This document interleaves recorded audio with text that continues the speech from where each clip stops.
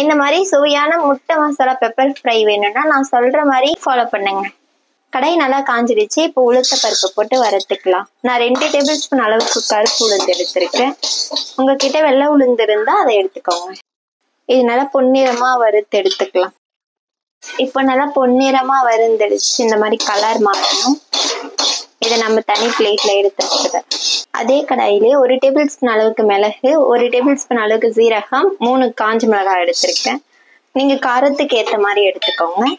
இதையும் வறுத்து அது கூட சேர்த்துடலாம். இது கூடவே நான் ஒரு 2 கொத்து அளவுக்கு கருவேப்பிலை வாஷ் பண்ணி எடுத்திருக்கேன். இதையும் சேர்த்துக்கலாம். இது எல்லாத்தையும் நல்லா சேர்த்து வறுத்துட்டு உளுந்து இந்த மசாலா எல்லாத்தையும் சேர்த்து அரைச்சு எடுத்துடலாம்.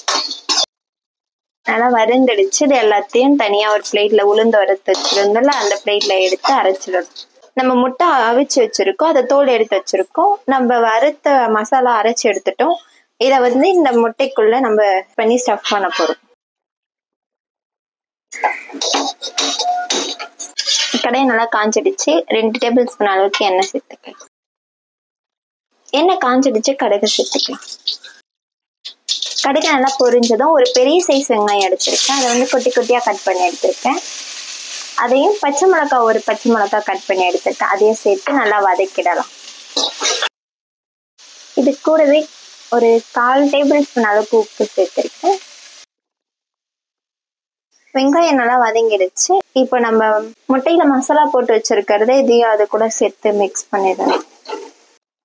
மசாலாலாம் போட்டுட்டு முட்டையை மிக்ஸ் பண்ணீங்கன்னா இந்த மாதிரி தான் உடைஞ்சு வரும். அப்பதான் மசாலாவும் நல்லா ஊறும். அதுக்கு எதுவும் கவலைப்படாதீங்க. கருவேப்பிலை கொத்தமல்லி போட்டுடலாம். நம்மளுடைய முட்டை மசாலா பெப்பர் ஃப்ரை ரெடி.